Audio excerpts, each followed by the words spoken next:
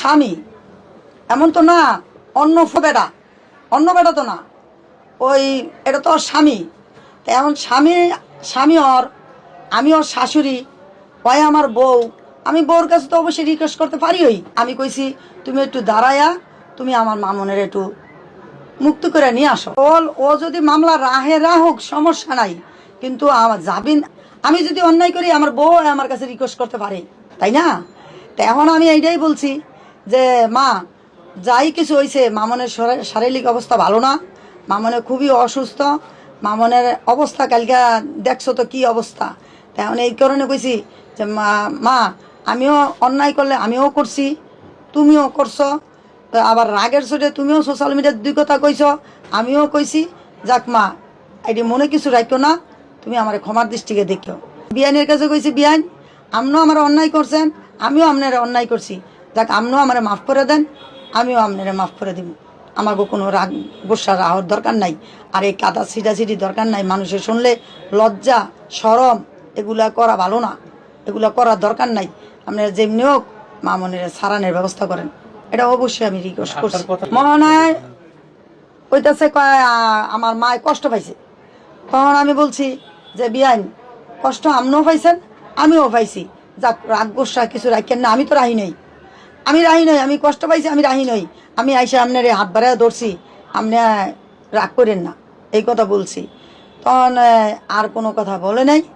যখন আবার ইয়াদ ভিতরে গেছে, তখন আবার ভিতর থেকে যখন বাইরে আইছে, তখন লাইলার উকিল দাঁড়াইছে মোহনার পক্ষে, আর আমাদেরও উকিল ছিল।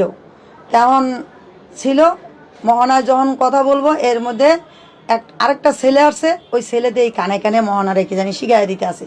তখন আমি আবার বললাম কি ব্যাপার, লিখন আজকে আসে না, তুমি আসলা, তুমি কি শিখাই দিতে আসো? একটা সংসার গড়ান ভালো, ভাঙ্গন ভালো না, তুমি আসছো, তুমি কে? আমি তোমার তো চিনি না। আমি মোহনার ফ্রেন্ড। তা আচ্ছা ফ্রেন্ড যদি হয়ে থাকো, তুমি একটু মোহনারে রিকোয়েস্ট করো যে যাতে মামনের একটু জামিন দিয়ে বাড়ি করায়, এই কথাটা বলছি। তা এখন কয় আন্টি দেখি আপনি আমার ভুল মনে করেন না। আমি কি না, ভুল মনে করি না, কারণ আমার ছেলে জেলে, আমার তো অবশ্যই আমার ওর কাছে রিকোয়েস্ট করতে হইব, পায়ে ধরতে হইব। কী করবো, আমি তো আর মেয়ে ফয়দা করি নই। আমার যে মোহনার মায় আগে মারছে, মোহনায় আমারে মারছে, মারিয়া মোহনায় আমার তলবেটার লাত্তি মারছে, আমি তো মনে এটি কষ্ট রাখিনি। আমি এখন আমার কিন্তু অপারেশনের জায়গা, আমার এখনও তলফেট ব্যথা করে, আমি বেল বান্ধা আড়ি, আমি আজকে খালি বেলটা বান্ধাই নেই, আমার কষ্ট হইতেছে। অন্যায় হারা করছে না, অন্যায়গুলো কিন্তু হেরা করছে, আমার লিখন আমার মাটি ধরছে, তখন অন্যায়গুলো হেরা করছে না। তারপরও আমি কিন্তু হ্যাগো কাছে আমার ছেলের জন্যে আমি হ্যাগো কাছে মাপ চাইছি, যদি হ্যাগো ভালো লাগে তো করব, আর যদি না করে আমার করার কিছু নাই, আর চাওয়ারও কিছু নাই। আমার ভূতে যত দিন জেল খাটার দরকার খাটবো। আর আরে আমার ভূতের ভাগ্যে ছিল, এটা হচ্ছে ভালোবাসার খেসারত, এটাই হেয়ার ভালোবাসার খেসারত। এখনও বস কালকে কিন্তু যখন ইয়া টানছে, জেলখানা টানছে, তখনও কয় আই লাভ ইউ লাল, কি লাভ ব্যক্ত করছে, কি কে মোহনারে কি কয়, কি জানি কইছে, আই লাভ ইউ কইছে।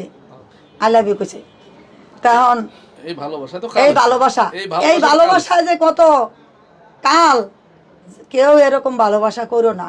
এই ভালোবাসার কারণে সবার গলায় দড়ি দিতে হইব, ভালোবাসার কারণে। আর বাপ মায় যদি গার্জেনারে দেখিয়া বিয়া করায় একটা গরিবের মাইয়া, ভদ্র ফ্যামিলির মাইয়া, তাহলে তোমরা শান্তি পাইবা। আর এত ভালোবাসা ভালো না, কোনো ছেলেরা করো না বাবা, আজকে মামনের মতন খেসারত দিবা।